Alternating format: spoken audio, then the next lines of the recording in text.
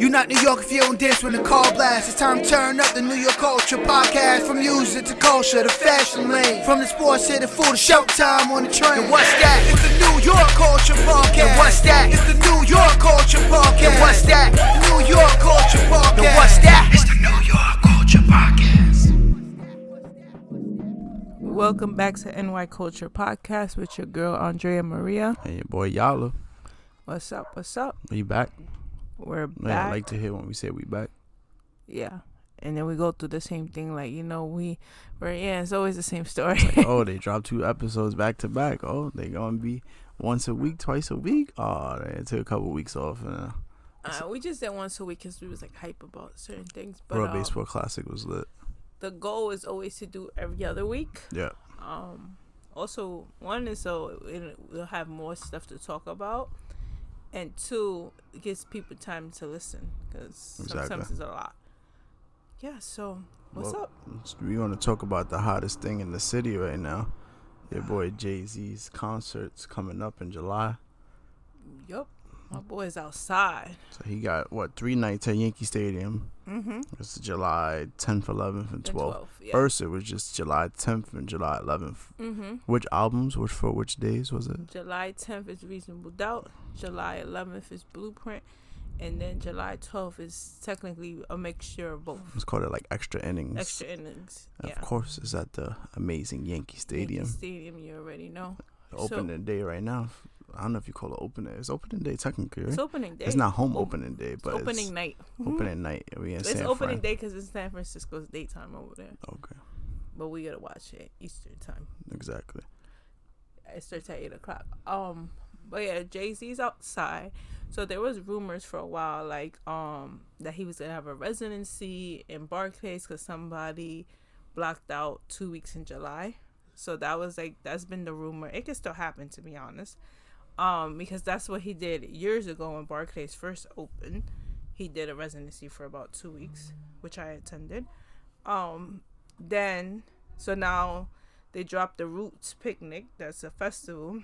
That's in like Philly. Is it Philly? Right. It's in Philly. It's on May 30th. Yeah, May 30th. He's the headliner for the Saturday show. It's a 2-day show. He's the headliner for the Saturday. So once they said that, I was like, yo, he's outside, which I told you. I said, once he's outside, he's outside. So I was assuming the residency, that's what they were talking about. But then he dropped that he was doing the concert at Yankee Stadium last week, the 11th and the 12th. And it's for the 30th anniversary of Reasonable Doubt and the 25-year anniversary of Blueprint. Nice. Yeah. So then there was, of course, it caused a frenzy. Like, it felt like Taylor Swift tickets all over again, like trying to make that happen impossible. I didn't experience that, so this is my first time experiencing this crazy ticket madness. Yo, people only knew. You want to tell them? Do you want to tell them the hoops we had to freaking jump through? You get to talk. Yeah, so you know, because you was in it, but you was also watching it at the same time. Yeah, so it was crazy. So we went on for which pre-sale was it? It was the Saturday show. It's a pre-sale for the Saturday show, but this was on Monday. Yes. And it started at 1 o'clock. Yeah. So we was already on the queue or whatever from like 12:30. Mm-hmm. So it's like we get in. It was like hundreds of thousands of people in front of us. Yeah. So we were like, oh, that's a wash. But there was already tickets all on all the resale sites, StubHub, Ticketmaster.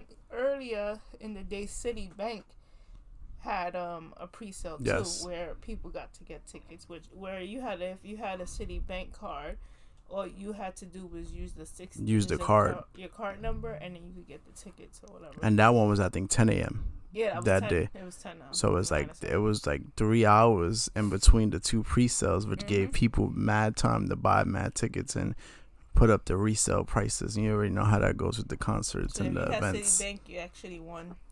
So you got first dibs. So we tried nothing. Now we looking at all the other sites, all the other prices. They want $700 for freaking upper deck on the top of Yankee Stadium and stuff like that. So it's like, damn, this is crazy. So we like, all right. The Saturday show was sold out. Friday, they put out something saying Friday and Saturday show was sold out. Oh, but Wait, you have to jump into the that's the next day. No, that was pre-sale. That was Excuse me. pre-sale. That was pre-sale. That was the pre-sale madness. Then the next day on Tuesday at 10 o'clock, at 10 a.m. was the general sale. And I was on that from like 8:15 a.m. Then it gassed me. It like put me in, and it was like, oh, you're in. It would just put a whole countdown. Yeah, because it did like the countdown. Then you're in the queue after you. I did a whole countdown, right? Then at some point, I tried to get off of my laptop. My laptop was telling me something like, I don't know, they thought I was a bot or something. So then I got on the laptop. Then at some point, there was an error on my phone and on the laptop, which messed up my queue line, my spot in the queue. And then it was like, all right, bro, we got back in. Then it was like, yours said like, well, how many thousand in front of you? Mine was 88,000. 88,000 people in front of you. Mine was like 7,000, So right? I'm like, it's a dope. So it was like, damn, 7,000, there's hope. Then I was like, you go on with the day. It's like, oh, it dropped down to 5,000, 4,000, 3,000. So I'm texting her, and she's like, I don't know, that might not be a good sign that the numbers is just dropping so fast. So I'm like, all right. So then, boom, we in. Absolutely nothing there. Nothing. Not one seat. And this Not is at one. like 10:15, literally. I was like, damn, this And is they went outside at crazy. 10.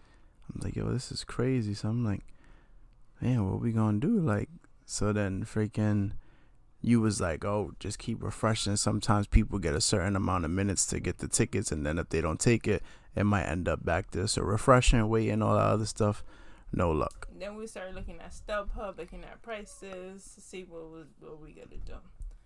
Then I went on social media, and they said he opened a new show for Sunday. Sunday, extra innings, and the tickets went on sale at 1 p.m.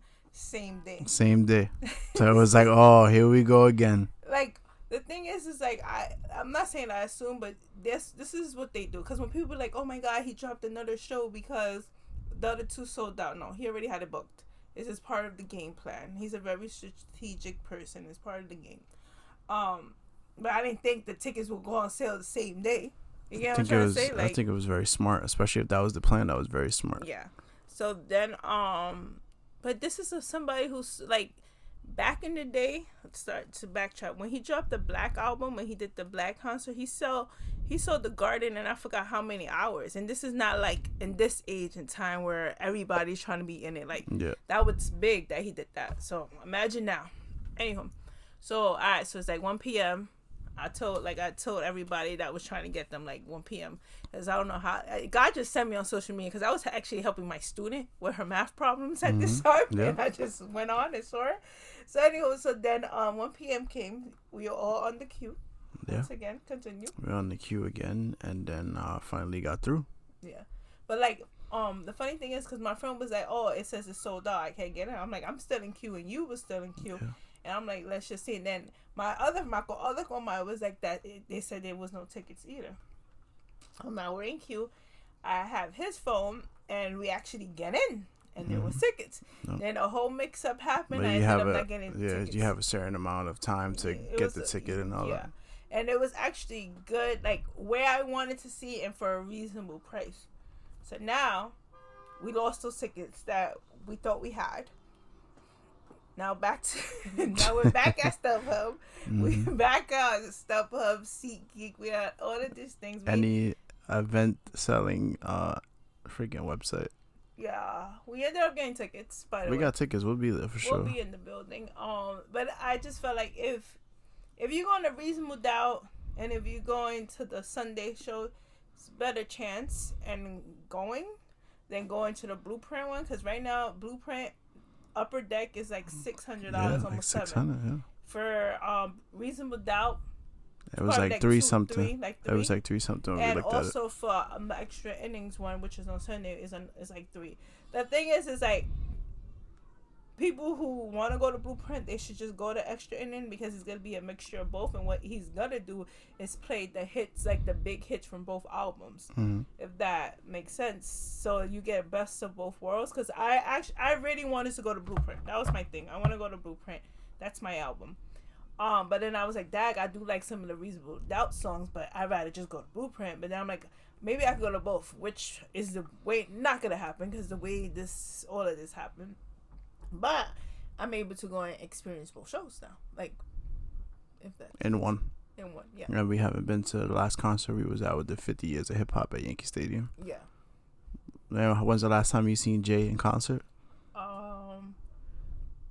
I don't know what year it was, but whatever last tour, whatever it was, I was there. Like I was telling you, I saw him like 3 or 4 times in 1 year. It was a concert the night before my birthday. It was Made in America that same year, and then there was some title concert that he was at also. So that year, but that's the thing is like when Jay-Z comes out, he's outside. So I feel like this is not owning it, like what he's gonna do. It's gonna be more, and he might do that residency, maybe not, but he might also drop an album. Like I said, when he's outside, he's outside. He said 2026 all offense, It's no all offense, no yeah. defense. So there should be more. We should be seeing a lot of more Jay-Z. And then there's also like if you did this for Reasonable Doubt Blueprint, there's a lot of more albums you could do this for. So it's like, Yeah, and there we was were saying that albums this in morning. between Reasonable Doubt and Blueprint. So just wanna. So he also did an interview, right? Yes, With GQ. With GQ magazine, yeah. Which was he had it like they spoke about a lot of stuff. Actually, we didn't watch the whole thing. We saw different we've clips. seen clips. Like he talked about the whole rape charge. Yep. That was their first question off the rip. And he was, I'm glad you asked, like, to nip that in the bud, pretty much, like, From the beginning. not saying exactly what he said, but just like to get ahead, to not get ahead, but just like address it, because he's not somebody that's typically in the media all the time and stuff like that. So yeah, from what I saw, he spoke on that, and he, just to like paraphrase, was like, I grew up in the street. There's always was a code like no woman, no children type thing. So to put something like that on somebody is crazy, and so on and so forth. I don't just remember. like he basically said like back in the day you had to have facts to say something like that, Yep. to accuse somebody, and now in these age and times people just say anything To just put something like that on somebody. So, which is true. So basically he said like, last year, that's when he said that whole last year was all defense, this year's all offense. Yep. Line. He also spoke about the whole controversy about the Super Bowl. Selecting Kendrick. Yeah, selecting Kendrick or whatever. Basically, he said it was like whoever was like hot at the moment or whatever. Yeah, they like that. said if according to people, it was like Jay was picking a side between the Drake and the Kendrick thing. Yeah. And you liked what he said. Oh, so I'll play it. All right, yeah, you can play it. But basically, he said like, "Oh, you think like I care about the battle or whatever?" He was like, I said, "What I care about that?" He said, for? "What I care about that? I'm fucking Jay-Z," which I love that line, by the way. But yeah, we can play the clip real quick, and y'all can hear Carmelo while I look for the clip, because of course. A personal thing that you chose Kendrick for the Super Bowl. It's like, oh man, he's choosing the side and he's he's not like I don't have what do I have to do with that? I chose the guy that was having a monster year. I think it was the right choice. Word. It wasn't in some sort of alliance to a battle. I don't. Yeah. What I care about them two guys battling is like what's that got to do with me? Word. Have at it. Have fun. It's almost like not just me, by the way. They drag everybody in there. Like everyone's part of this conspiracy to undermine Drake, I guess. But it's like, what the fuck? Like what? I'm fucking Jay-Z. or due respect to him, I'm fucking Hov. Do respectfully. Word. Like for what? To what end? Yeah. It couldn't be that these guys just don't like each other. Yeah. And I think they haven't liked each other for a long time. Before you had anything to do with it. Yeah, for a while. Yeah. I think this has been brewing, just like me and Nas was brewing. Yeah. It didn't happen at the Summer Jam. That happened. The Lexington TV sets, the minimum, whatever. It was a whole bunch of stuff leading up to that point. Myth Bleak, what is it? The Myth Bleak slugs in your hat, right? It was slugs in your hat. It was a bunch of like little things that led up to that point. And then when it happened, I actually regret that because I really like Nas. He's a really nice guy. But also to your point, like I remember I was like 10 or 11 when that happened. I was like, pick a side. well, I I was on your side. Yeah, I can clearly. But Clearly. my position was I can't go out and buy Stillmatic or ask my parents to buy Stillmatic. Yeah. But I'm gonna borrow it and burn it because I can't deny one mic. You know. Like I want to hear it. Yeah. But I ain't supporting them. Word. Yeah. But yeah. So what's your take on everything else that you had to say though? I thought this was like the longer clip also because he also like mentioned that he doesn't like battle rapping anymore. It's like he's contradicting himself because obviously he had one of like the biggest battles. But it's just the way things are different now. It's not just like a battle. It's like other people getting involved. Like you getting people's wives involved, kids involved, and it gets bigger. Ugly. Yeah, it gets real ugly. Yeah, so what And they start suing each other. Yes, like imagine Jay-Z and Nas were suing each other back in the day. It would have been the craziest thing. Like the whole rap game would have came from them. Imagine that. Like it. I can't even imagine it because they wouldn't do it because they too hood for that. But oh look, that's cool. By the way, the game is starting and they got yellow taxis for the Yankees. The first person we see is Aaron Boone. Sorry, that's either a sign of misery to come or we're gonna have a good season. They got yellow cabs and said that's right now. I hope it goes well. But yeah, back to Jay-Z. So what's your take? I think he is well said. Like obviously he's not picking a side. And I think you got to think of it from a business standpoint. Mm-hmm. Why wouldn't he have picked Kendrick for that Super Bowl halftime show? Why wouldn't you give somebody that platform that's having such a monster year? You know, granted, like people's like, well, I don't know how you feel about it, but like, his whole year was based off of his beef with Drake. But he's a great artist, you know what I'm saying? He puts out great work. But that's the thing is like real hip hop, like people who love hip hop, who love rap, not just whatever's commercials playing, knows the value of Kendrick. You know what I'm trying to say? Exactly. I just feel like other people got to see who the hell Kendrick was. Casuals was pretty much on some like, he's only here because he's beefing with Drake, and you know what I'm saying, that I feel like fueled him to put out great work. Mm-hmm. And like the album, all that wasn't Drake. My thing Drake. is, I feel like he had to get a little bit more. Got a little bit more commercial because of it. That album that they put out was fire. Mm-hmm. You know what I'm saying? And not like us is not even on that album. Oh yes, no. It's not like this is the single. This is fueling the album, so that's why the album's hitting. Like so, I agree with him. I think it was a great selection with Kendrick. I think it was a great selection with Bad Bunny. It's an issue because they also asked him about the whole Bad Bunny, and he was like, he's the that's what he said. He was like he's the hottest person out here. He said, what I look like picking up somebody I like from Portland, my favorite artist from Portland. I'm gonna play whoever, like I'm gonna pick whoever's the biggest one. We need to just watch the whole thing. Everyone watch the whole GQ thing. But back to what I was saying, I just lost my track of thought. Oh yeah, the whole thing. It's always an issue ever since Rock Nation and the NFL collab on this Super Bowl thing. Is like always an issue. But if it wasn't for him, we would just have a bunch of white people every year at the Super Bowl. Like who we had before he became, he's been doing it for 7 years. Who we had before that? I can't think off the top of my head. Literally, Michael Jackson, Beyonce. No, and those are Bruno's people up that, there. yeah. Beyonce was up there. But when we had rap, that was under Rock. Rock. Yeah, that was under him. When have we had a rapper out? Like you get what I'm trying to say? It's since he and when they did that whole it. West Coast joint, it was under him too. It was under him. So like I feel like and then it's like but this person's not from this town, okay? And that's like the whole Lil Wayne thing. Oh, sorry, my dog is here too. Like the whole Lil Wayne, like they should have asked him to do it because he's from New Orleans. And like once again, when Rihanna did it, they didn't do it in Barbados, right? Exactly. That's where she's from. Yeah. When Gloria Estefan did it years ago, they didn't do it in Cuba or in Miami. And then like the whole, what you think of what he said about like the battle rapping, like you don't.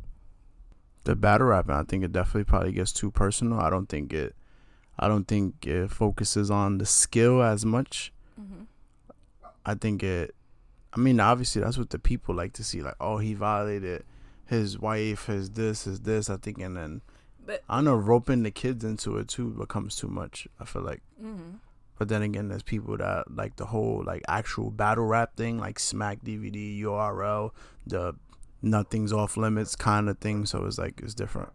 It's different strokes with different folks. I feel like if you more on the old school tip, you appreciate what battle rap was back in the day. Yeah. Now it's like some people but may we feel can't like even be like, oh, okay, because battle rap, and we got 2 people dead because of battle rapping back in the day. You get it? Like, it's the pros and cons in every generation. Why I keep thinking that's Kevin Long and it's not Kevin Long? Sorry, that game is on. Oh, there we go. We got sirens. Sirens for everyone who asks for them all the time when they hear them. No, you said something about not being from here, right? What you mean? What you said just now about who wasn't from here or something? No, I was talking about the battle rap, and it was like it's like the pros and cons, because we talking about being Jay-Z talking about he don't like it now because you know how ugly it gets, and it's also the people picking the sides and all of this stuff. But like I was saying, like we can't front like 2 people didn't die off of this battle rapping back in the day. So you know it has the pros and cons, like I was saying. Then it's also where you could check people. Like you can't check Drake because he thinks he's God. Let's be for real. And because he thinks he's God, he thinks he's right. Ebro, they say something. They used to love him. They said something about him. He don't mess with them. You know what I'm trying to say? Just Jay-Z. Let's just talk about Jay-Z and Nas battle. Takeover was great. Ether was great. Jay-Z went left with Super Ugly, where he did talk about his baby mother, and people checked Jay-Z. He didn't go and sue people. He didn't go and take. You got me? He took it on the chin and called it a day. So yeah, that's what I'm talking about. It's all about accountability. Yeah, Your boy that doesn't know how to take accountability. That's all what it is. Your favorite word. That's Eric. Eric feels like the world doesn't take accountability, and his boy Drake doesn't take accountability. That boy. We waiting on this album he's supposed to be dropping. I don't know when the hell it's gonna drop. After he finished suing everybody. Well, maybe.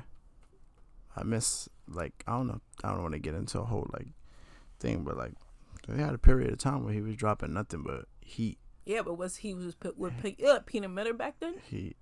I'm just asking. I'm not being a jerk. Who? Was he with Peter? Right? That was his I don't name, think Peter that's his Miller. name. Oh, you know who's Peter Miller? You know who's Peter Miller? Master P. Chizzy was about it. Yo, I'm done. Sorry. I cracked myself. Quentin Miller. Yeah, that's his name. Yo. But there's no like debating. She's one of the greatest. Drake. Not in my eyes. When it comes to putting out music, his catalog is ridiculous.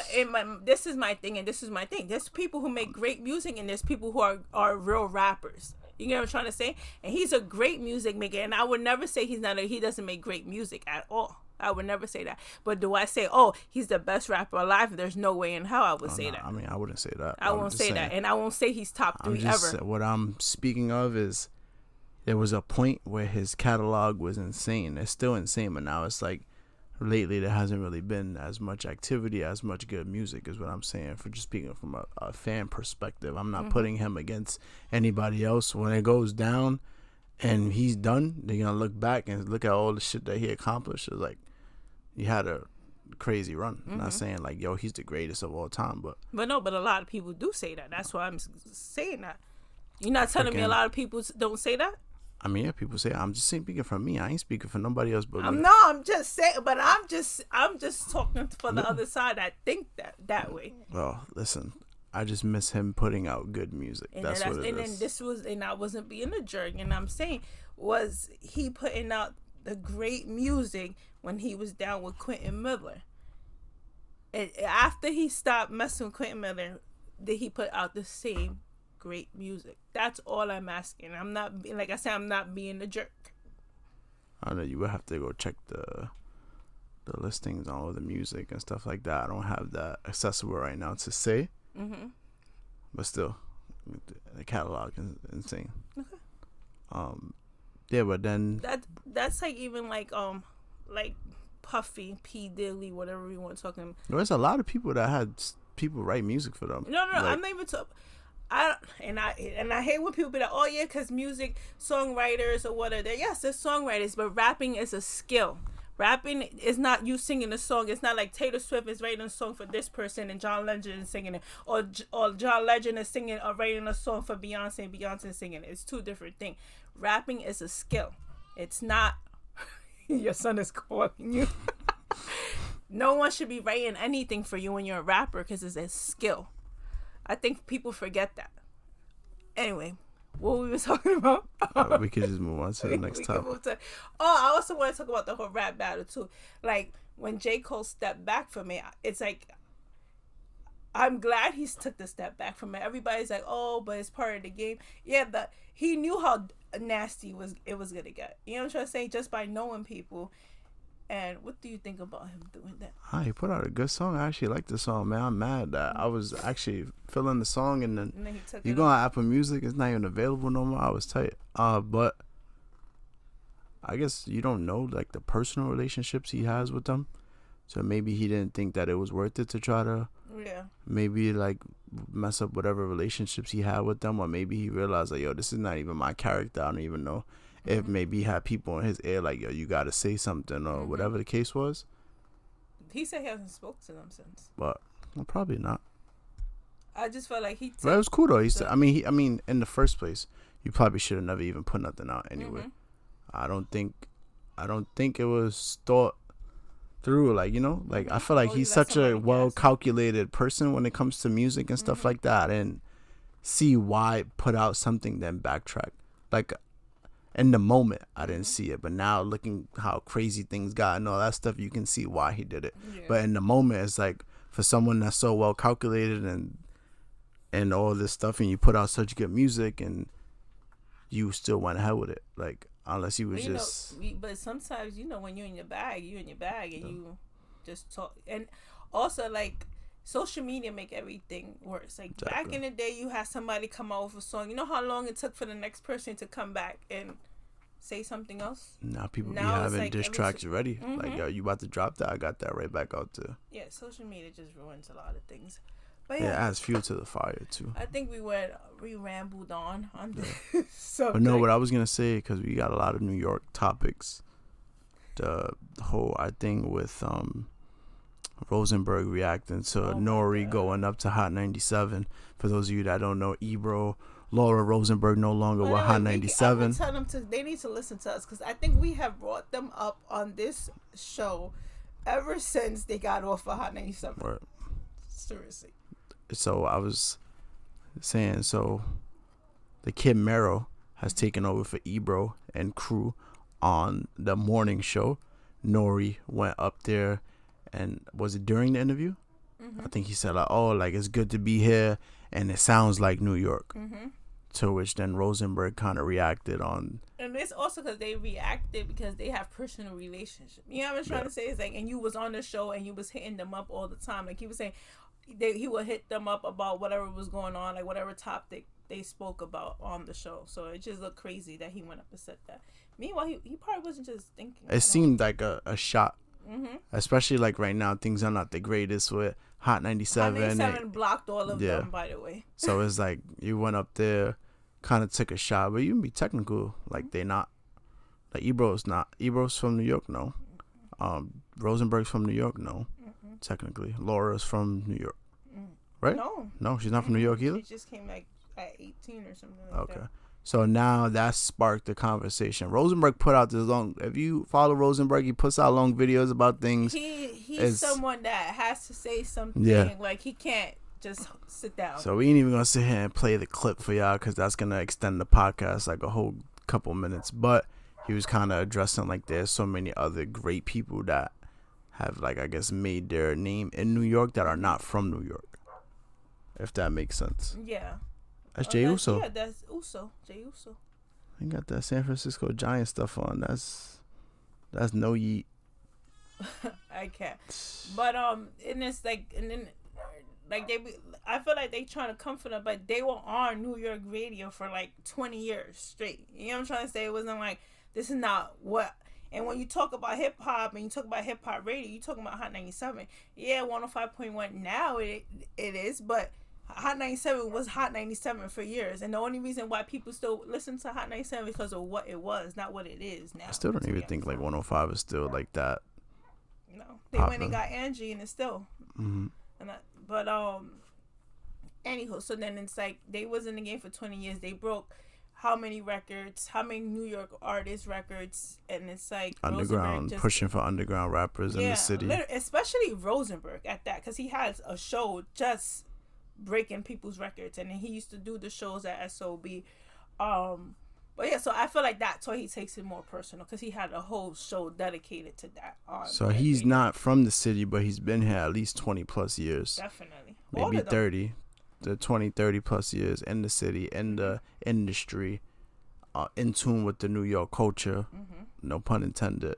Freaking Jay-Z's his favorite rapper. Jay-Z's his favorite rapper. Mm-hmm. So because then Mero kind of cleared it up and was like, it wasn't a shot, but just like, you know, as when he thinks like being from New York, he thinks like, did you go to school in New York? Did you go to elementary school, middle school, high school in New York? You know what I'm saying? So I just wanted to maybe just spitball ideas back and forth on like what does it mean to be from New York? But like we were speaking about, like how when people move to Florida, everybody is like, "Oh, you're a Floridian now." Yep. Like, you get what I'm trying to say? So it's like you pick and choose when to do it. And then I heard like there's a rule, like whatever place you've been there longer, like that's where you're from. That's what they say. But I don't know. Like, what do you think? I was just thinking like I did like the take on like if you went to school here and stuff like that, but I was just started thinking like, so if you was born somewhere but you was only there for like the first couple of years of your life and the whole rest of your life is in New York, shouldn't that make you a New Yorker? You know what I'm saying? Yeah. Just because you're not born there, that doesn't, you know what I'm saying? I don't know how to put it any other way than that. Like, especially if you're doing for the culture in the city and you heavily involved and stuff like that. You were the face of the biggest radio station in New York City for 20 plus years. That doesn't make you a New Yorker. You know what I'm saying? Yeah. Yeah, they pick and choose what they want to do. Even Nori ended up going on their show. He ended up going, yeah. And then I don't know, but they're gonna continue. They need something like to talk about them, so that's all what it's gonna be. Like, even like when they got fired, it's like, oh, they got fired, like they were washed up, like, oh, they got fired from a little radio station. But then Mero goes and get this job, and it's like, oh, this is the best thing in his career or whatever. So it's like, I'm confused. But then again, can we talk about how many projects, and I'm not trying to come from Mero, how many projects he had in the last couple of years that did not work out? Remember, he had the thing with Dylan. Yeah, with Dylan, they were doing the baseball simulcast. After the thing where he had with Deuce, what happened? He started with Mello. He did the podcast. Mm-hmm. He was just on it again recently, talking about like him going to Hot 97 was like him like going to like the Yankees and stuff like that. And I didn't get a chance to listen to it. I just saw like a small clip. But yeah. So what makes you a true New Yorker? I mean, we are New Yorkers, you know what I'm saying? So it's hard to just... We was born here. We lived all our life here. But I think it should be an exception. Like I said, like if you was born somewhere else and you've been here 20 plus years, there should be like a bar. Like, all right, just because you live here for 5 years don't necessarily make you a New Yorker. But once you're talking 10 plus, 15 plus, 20 plus, I think that gets you a little bit closer to being a New Yorker, I would say. Mm-hmm. So that's kind of my take on it. You don't really typically just bash people like, oh, you're not even a New Yorker. That seems like a cheap, like, yeah. You know what I'm saying? Like, I don't know. Maybe from his perspective, it's like. And then the thing is like, you can't say they don't use New York slang. Like, they already adapted. Like, they're New Yorkers, I feel like. And so I'm not sure if they go somewhere else, they'll be like, "Oh, you have a New York accent." Like, exactly. But I'm saying Nori been heavily involved in the music industry for how many years? Nori's been in Miami for I don't know how many years. So you've been thinking that High 97 didn't sound like New York for 20-something years, And you 30-something was years. listening to it all the time while you was still in Miami and Yeah. hitting them up about the show. Yeah, that's the only thing. So I don't know. You know, he's supposed to probably being messy. Ebro said he's gonna say anything to get into a room. Word. But yeah, that was one topic. And then we had Alicia Keys. Oh yeah, so Alicia Keys was performing in, not Penn Station. Penn Station's Grand Central, no? Yeah, Alicia Keys was performing at Grand Central for Apple's 50th year. 50th anniversary. And yeah, so that's like pretty dope. Like it was just a concert in the middle while people in the like literally rush hour on like a Friday. So people were late to get their trains and stuff, but they got to see a great performance, which is dope. It's true. That's a real New Yorker right there. Yeah. And just think about it. You got a free concert. It just happened to be in the right place in the right time. Word. Because I don't remember seeing it like No, it wasn't. being public or being advertised They or couldn't. anything It like would have that. been crazy. Yeah. But yeah, that's a real New Yorker singing. That's a cool, there. authentic moment. You know, like, Maybe she come in Yankee Stadium so they can Word. sing Empire State of Mind. that would be Yankee Stadium. fire. That'll be the first time in, like, what? That'll be 17 years, right? What, did they sing it together? No, In in Yankee Yankee Stadium. Stadium. Yeah, since 09. So that would be fire. 09. I remember there was a whole like misconception. They were like, oh, they brought A-Rod brought him to do that, and it wasn't. It was Derek Jeter. But you know, A-Rod always take the credit. You know, I think he was in Rock Nation then. Anyhow, I don't know why I brought that up, but yeah. Freaking, I mean, we speaking about A-Rod, Jeter. We watching the Yankee game right now. We never put a bow on the World Baseball Classic. And, you know, we're not going to spend, like, tons of time on it. Just, you know, Puerto Rico sadly didn't win. They went out there. They went out swinging, though. They We was definitely. down. We was down by a lot to Italy. We came back, put a big spot, like a 5 spot, I think, in the inning or something like that. We ended up losing, like, 8-6 to Italy. So it just struck out. Freaking. But yeah, it didn't work out the way we wanted it to work out. And then Japan. We just did. We didn't like. We went farther than what we thought we would. Exactly. Literally. But we was lit. We let off the game with a lead-off home run. I was like, oh, now we got a chance to I don't know what to happened do to something Seth here. Lugo. And then freaking Seth Lugo couldn't get out the first inning. And that was it, man. It was I think, he's not going to challenge that. Or maybe he doesn't think he could challenge that. That was not a strike. Freaking. So, yeah, the Puerto Rico lost. And then Venezuela ended up beating Japan. So, then who else? And then DR faced USA. USA beat US up. You heard us beat up. USA beat DR. Venezuela beat. Who they beat to go to the They beat Italy. us. Oh, they beat Italy, and then they beat which led us. to Venezuela and United States. And then the championship game, Venezuela won their first World Baseball Classic. My boy Aaron Judge is batting right now. Did not do anything that game other than no, that wasn't even that game. Against DR, he shot Tatis out at third and had them second guessing their whole base running and all that stuff. In the 9th inning. So his defense definitely came through.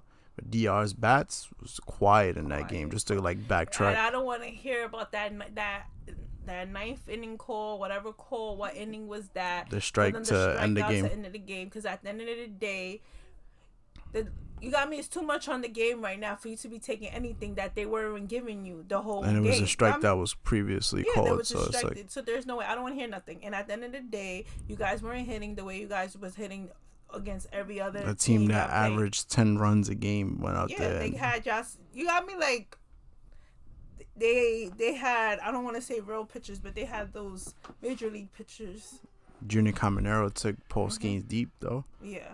and But they still wasn't hitting like they were. So that's, and then like we who was it? Soda was like, oh, we had the best. we team. still had the best team. How y'all had the best Oh, team we when still y'all the lost? best. Yeah, But y'all lost. Y'all didn't I have the best team. understand that. Whoever won is who had the best team. And at the end of the day, that was Venezuela. I said in the bottom of the fourth they had bases loaded, and the bottom of the fifth they had first and second one out. then I'm pretty sure, I think it was the 6th or whatever inning, they had runners on. And I think, was it the 7th? They had a runner in scoring position. They just didn't hit. They didn't hit. At the end of it, that's it. You hit. And what's my line? What's my line? Game is not always played on paper. The game is not played on Judge paper. just struck out on. They should have been hitting the way they was hitting. I was gonna say the whole season, the whole tournament, or whatever.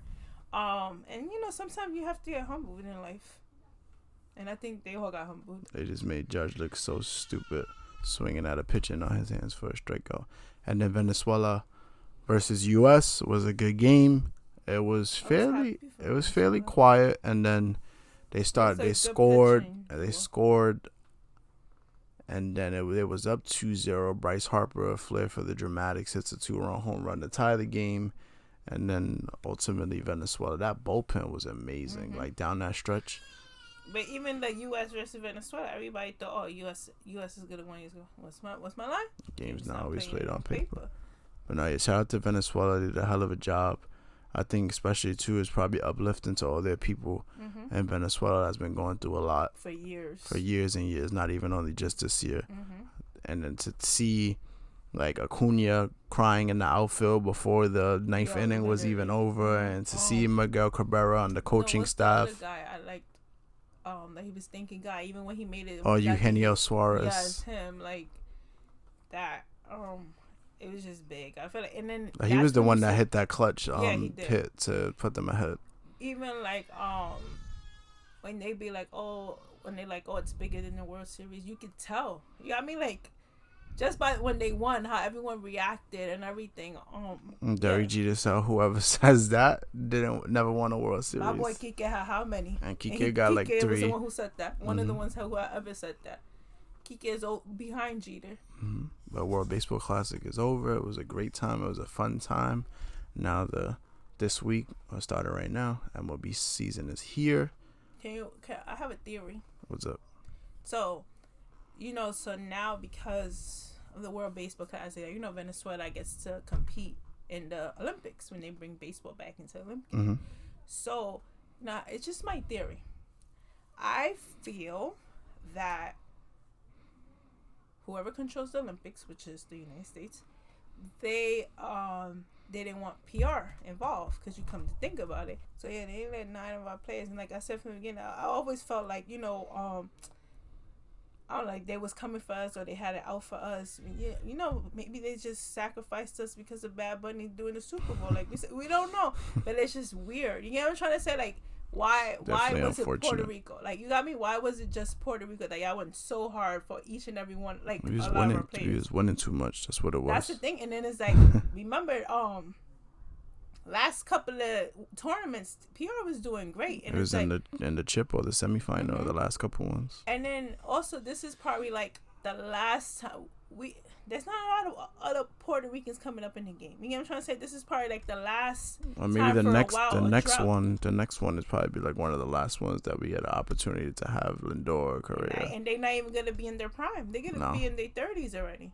So I don't know. I just felt like, when I thought about like the whole Olympics thing, is like how PR is not gonna be part of the Olympics when baseball is one of their sports. You know what I'm trying to say? So it just looks crazy, and you already know how they feel about Puerto Ricans, and what happened with the call. No, Max Fried just threw 3 straight balls to start Luis Arias in the at bat.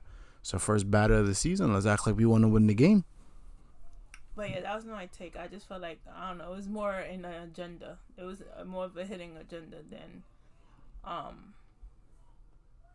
what other people was seeing, if that makes sense. I want to see too, what do they do with the season and with the Olympics and all this stuff. So I guess that's something to see in the future, how they handle that, since a lot of people wanted to be back in the Olympics. So I feel like WBC put it on its back now for the Olympics to come back and want to add baseball back in. But then y'all doing it during the season, which is worse. I'm just saying, all the pushback and all the stuff that we was getting from players participating in the WBC and all that, I want to see all that for the Olympics too. Managers was calling and saying, they can't pitch today, or even so on and so forth. The closer from Venezuela, they said he could only pitch if it was the ninth inning, if it was a safe situation. And then supposedly that's why they couldn't put the pitcher from U.S. to play because it was a tie game. Yeah. Because they said it had to be a safe situation. I would have took the L and put him in. Who was the pitcher? I forgot. For Mason Miller? Yeah, I would have put him in. I would have took the L, which I was going to sue me for putting him in. You know what I'm trying to say? Like, what were you going to do? What was going to do? But yeah, that was World Baseball Classic. So now we have to wait how many more years? Was it 3, 4? Maybe next time we'll go. Yeah. Our last time there was it was great. 2023. Mm-hmm. We got to watch Lindor have a great game. Mm-hmm. Inside the park home run that rolled by Julio in center field.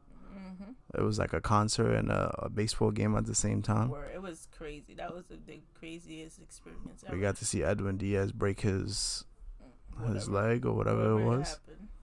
And also, back to my PR theory. I'm never going to let this go. This was the first time it was back in Puerto Rico, and that's what you do. And I'm glad. Yeah, that sucks. And I'm glad the team showed up for PR in Puerto Rico. Yeah, we lost when we got to Miami, but we didn't even make it to Miami. Houston. We went to Houston. So, but anyhow, that's a wrap for the World Baseball Classic. I actually want to add a segment, but I don't know what question to ask. Oh, how's parent life? Parent life? Jeez.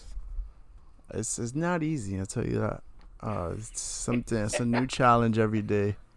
It's definitely fun. It's very fun. It is just interesting to really see like how much your child learns and picks up on a daily basis, and just like creating memories with them is super fun.